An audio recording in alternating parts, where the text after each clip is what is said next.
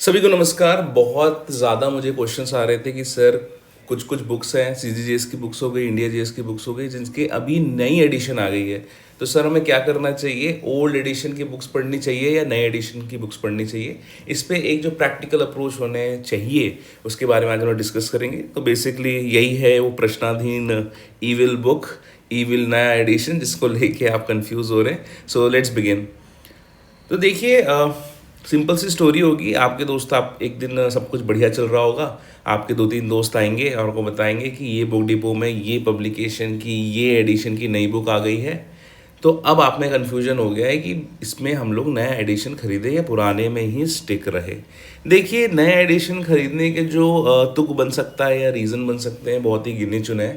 पहला कि सिलेबस पूरा का पूरा पलट गया हो, जैसे कि 2018 पीएससी में हुआ था। दूसरा, किसी रिसेंट एग्जामिनेशन में कुछ ऐसे पोर्शंस पूछे गए हैं जो पहले आपके ओल्ड एडिशन में नहीं थे। तीसरा, आप टेस्ट सीरीज देने गए और टेस्ट सीरीज में इतने हाई फाई क्वेश्चंस पूछे गए कि आपको बिल्कुल नहीं बने। आप अपने रूम में आके देख रहे हैं कि भाई ये क्वेश्चन कहाँ से पूछा गया है, तो आपको रियलाइज़ होता है कि ये पर्टिकुलर क्वेश्चन इस पब्लिकेशन की बुक में है, तो आप उसको पढ़ने बैठ जाते हो, उसके लिए मार्केट दौड़ते हो।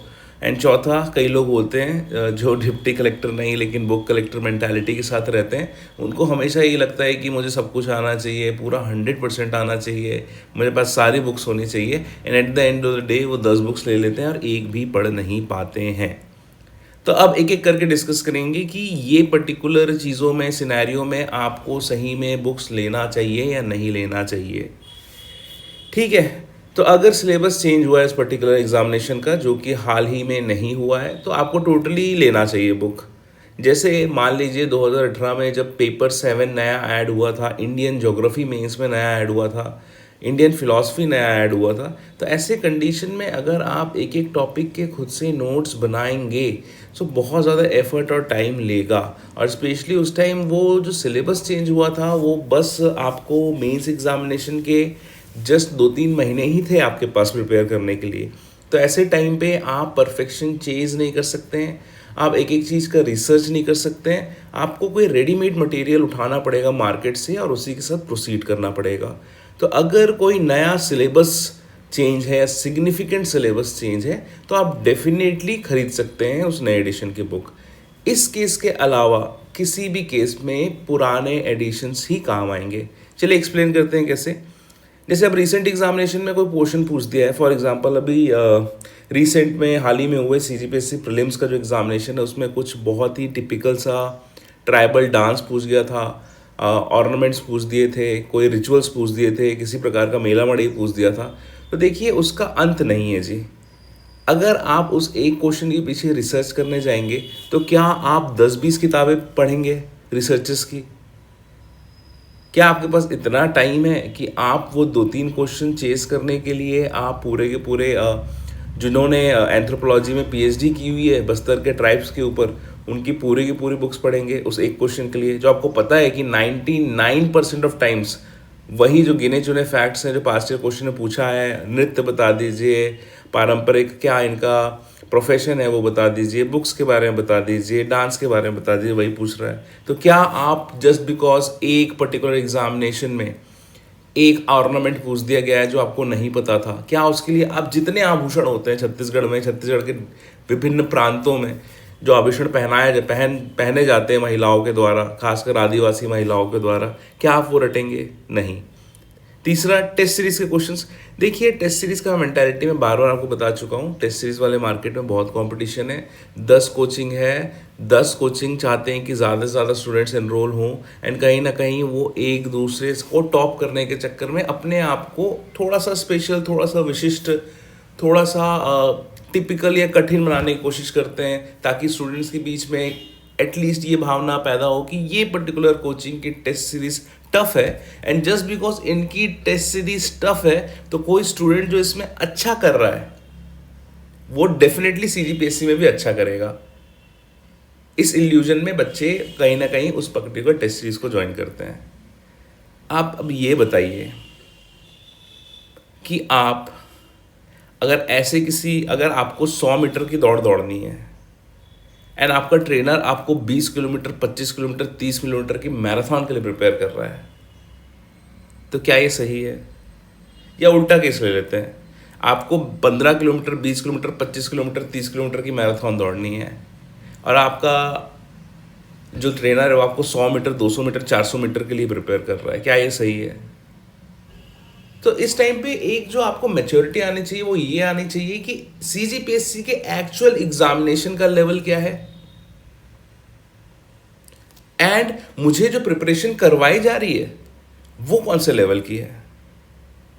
तो अगर टेस्ट सीरीज बहुत ही टिपिकल क्वेश्चंस पूछ रहा है कि बहुत ही कोई नया सा जलप्रपात पूछ दे रहा है, कोई नया सा आभूषण पूछ दे रहा है, कोई बहुत ही विशिष्ट रिपोर्ट के बारे में पूछ दे रहा है, कोई बहुत ही रेयर करंट अफेयर पूछ दे रहा है, तो ऐसे क्वेश्चंस को आप क्या करेंगे? क्या इनके पीछे भागेंगे या इनको जाने देंगे?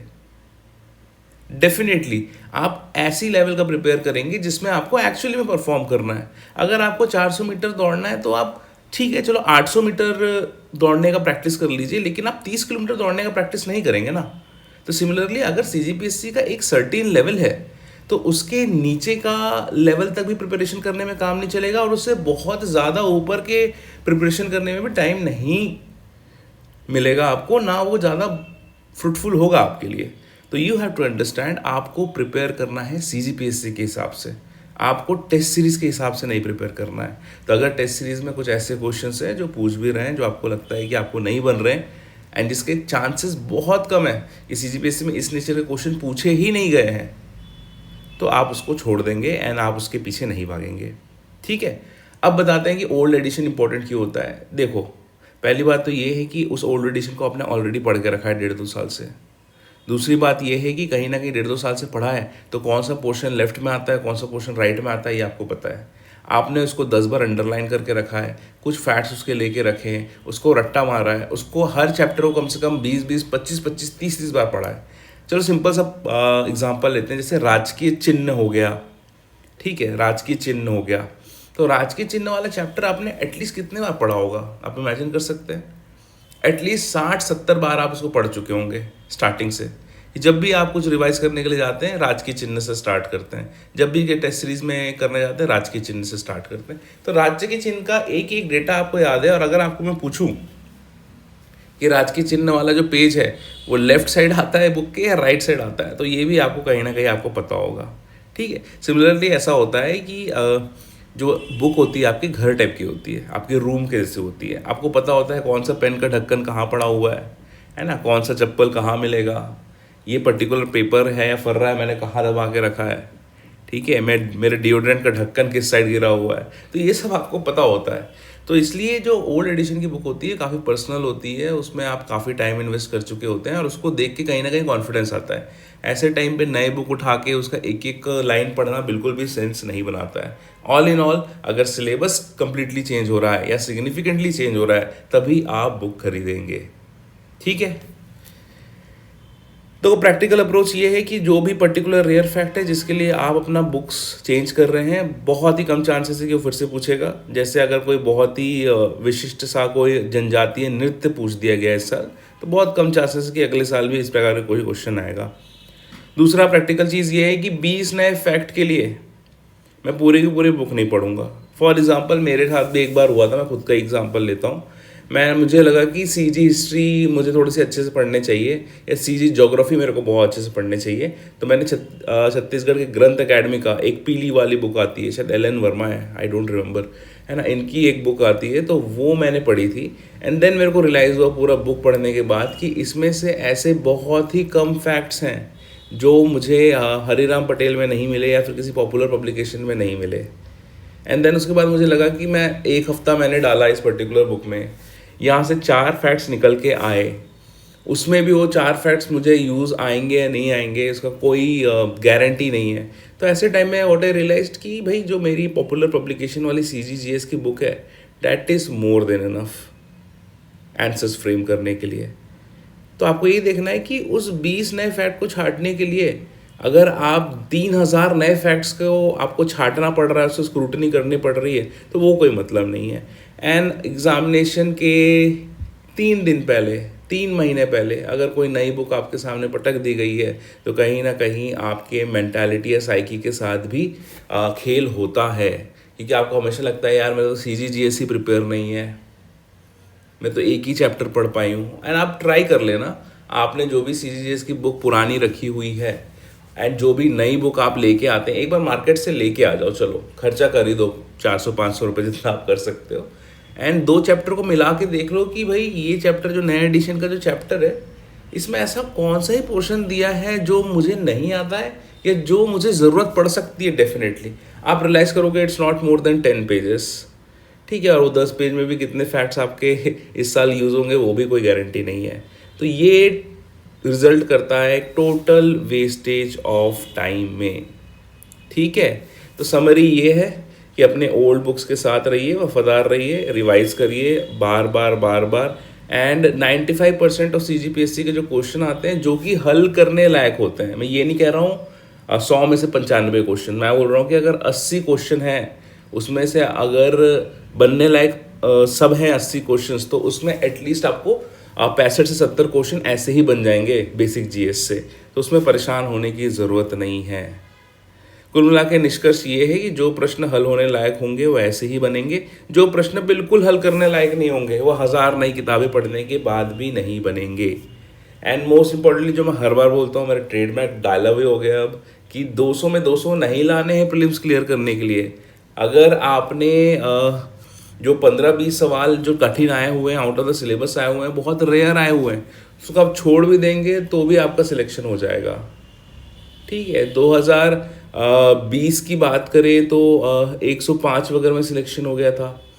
2021 वगैरह की बात करें तो जहाँ तक मुझे याद आ रहा है कि बहुत ही कम गया था कट ऑफ, 88 के आसपास चले गया था कट ऑफ। 2022 की बात करें तो वो सब तो आप जान ही रहे आप कैसे हुआ था। तो कुल मिला के अगर सिलेक्शन कभी 88 पे हो रहा है, कभी 105 पे हो रहा है, कभी 127 पे हो रहा है, कभी 140 में हो रहा है, कभी 142 में हो रहा है, 137 में हो रहा है, तो ये है कि उसमें लोगों ने क्वेश्चन छोड़ा है। कभी ऐसा नहीं हुआ कि 190 या 180 गया हो कट ऑफ CGPSC प्रीलिम्स में। तो हर साल ऐसे क्वेश्चंस आते हैं जिसमें लोगों को नहीं बनता है वो पर्टिकुलर क्वेश्चन है, उसको छोड़ा जाता है, उसके पीछे भागा नहीं जाता है ना। कुल मिला के ऐसा है कि सिंपल सी बात है, जो हाथ नहीं आ सकता उसको जाने दीजिए, जो हाथ में है उसको कंट्रोल करिए, ठीक है। तो ज़्यादा आपको परेशान होने की ज़रूरत नहीं है।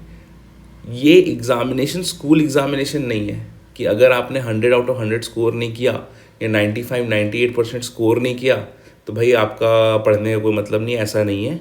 वो 100 क्वेश्चन का जो सेट प्रिपेयर होगा उस दिन, उसमें से जो इजी क्वेश्चंस है वो बाय डिफ़ॉल्ट आपको बनेंगे ही, जो बहुत ही टफ क्वेश्चंस है उनके पीछे जाने का कोई मतलब नहीं है, रिसर्च करने का कोई मतलब नहीं है, बुक्स चेंज करने के मतलब नहीं है। आपको प्रिपेयर करना है CGPSC के लेवल से, आपको किसी टेस्ट सीरीज़ के हिसाब से प्रिपेयर नहीं करना है, आपको किसी कोचिंग के हिसाब से नहीं प्रिपेयर करना है। और CGPSC का लेवल एवरेज रहा है in terms of GS questions, ठीक है। तो आप वर्क करिए अपने जो बेसिक नोट्स हैं उनको बार बार रिवाइज करने में, एंड मोस्ट इम्पॉर्टेंटली जो 2 घंटे में जो आपका टेम्परमेंट होना चाहिए, अप्रोच होना चाहिए, जो अवेयरनेस होना चाहिए उन 100 क्वेश्चंस को देखने के बाद, उस पर आपको काम करना है इस सीज़न, ठीक है। तो आई होप ये जो पर्टिकुलर डाउट है कि कौन सा क्वेश्चंस, कौन से बुक्स लें, कौन से बुक्स छोड़ें, वो आज मैंने क्लियर कर दिया है, and hope this video is very helpful for you guys, ठीक है। ऐसे मिलते रहेंगे, पढ़ते रहिए, पीक सीज़न आ चुका है, मेहनत करिए, मेहनत लगाइए, सिटिंग लगाइए, एंड स्मार्टली अप्रोच करिए चीज़ों को, ठीक है। भेड़ चाल में चलने की ज़रूरत नहीं है, अपने को स्ट्रैटेजिकली अप्रोच करना है और एग्ज़ाम निकालना है, डेट्स इट। और एग्ज़ाम निकालने के लिए जो जो बेयर मिनिमम चीज़ें हो सकती है वो हम करेंगे, और जो एग्जामिनेशन हॉल में जो 2 घंटे में जो स्मार्टनेस चाहिए वो हम डिलीवर करेंगे, डेट्स इट। ना इससे कम करेंगे ना इससे ज़्यादा करेंगे, ठीक है। I hope everybody is well, everybody is enjoying. शादी ब्याह का सीज़न है, किसी दोस्त की शादी हो रही है तो प्लीज़ अटेंड कर लेना, है ना। बट मेक श्योर कि उसके लिए दिन में आप कंपनसेट करके जाएं पढ़ाई लिखाई को, ठीक है। All the best, see you in the next video. जय हिंद।